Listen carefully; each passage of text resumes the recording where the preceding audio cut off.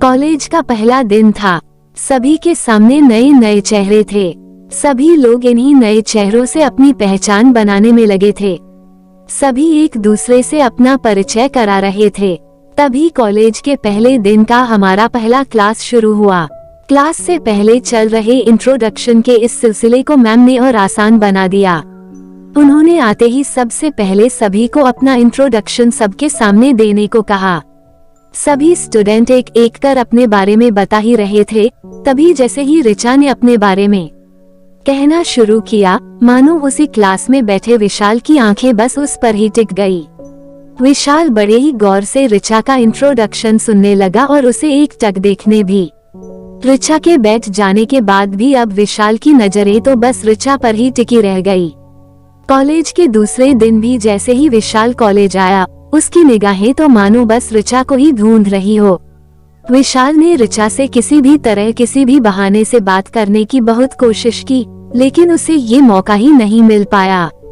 ये सिलसिला काफी दिनों तक चलता रहा। तभी एक दिन कॉलेज में एक असाइनमेंट के लिए एक ग्रुप बनाया गया, जिसमें ऋचा और विशाल का नाम एक ही ग्रुप में था। ये सुन विशाल बहुत खुश हो गया।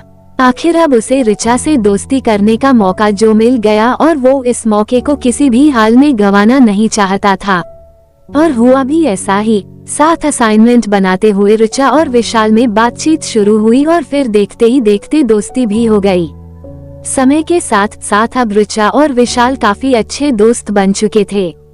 लेकिन ऋचा और विशाल की दोस्ती धीरे धीरे कुछ ज्यादा ही बढ़ने लगी। फिर एक दिन मौका देखकर विशाल ने ऋचा को प्रपोज कर दिया। ऋचा भी विशाल को मना नहीं कर पाई, क्योंकि कहीं ना कहीं उसके दिल में भी विशाल के लिए प्यार वाली फीलिंग आ चुकी थी। अब दोनों दोस्त के साथ साथ लवर्स भी बन चुके थे। इसलिए कॉलेज के बाद भी दोनों का मिलना जुलना जारी रहा।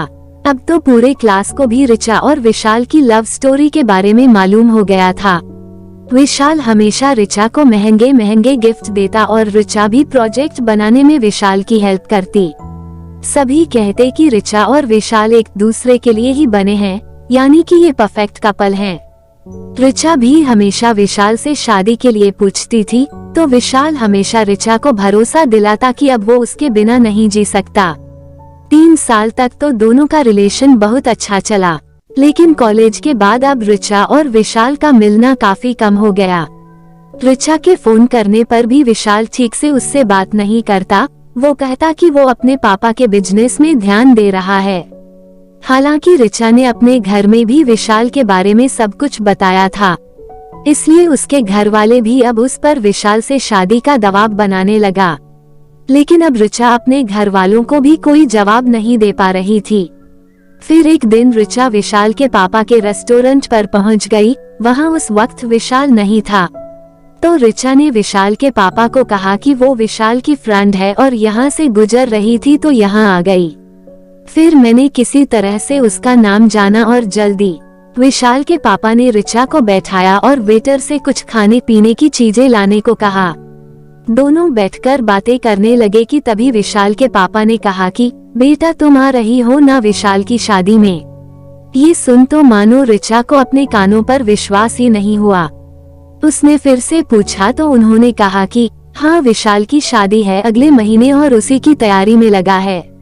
बहुत खुश है वो आखिर अपनी पसंद की लड़की से जो शादी कर रहा है। दोनों स्कूल टाइम से ही एक दूसरे को जानते हैं। ये सुन अब ऋचा बिल्कुल निशब्द हो गई और वहाँ से निकल पड़ी। घर आकर ऋचा सीधे अपने कमरे में गई और खुद को कमरे में बंद कर घंटों रोई। ऋचा ने अपने माँ और पापा को इस विषय में बताया तो उन्होंने ऋचा को किसी तरह समझाया कि जिंदगी में अब तुम्हें आगे बढ़ना चाहिए और भविष्य के बारे में सोचना चाहिए। जो गुजर गया वो गुजर गया, अब उसके बारे में सोचकर अपनी आगे की जिंदगी खराब मत करो। लेकिन ऋचा अभी भी विशाल को भुला नहीं पाए और रोज रात को रोते हुए अपने दिल को दिलासा देते हुए कहती है, तो क्या हुआ जो एक दिल टूट गया।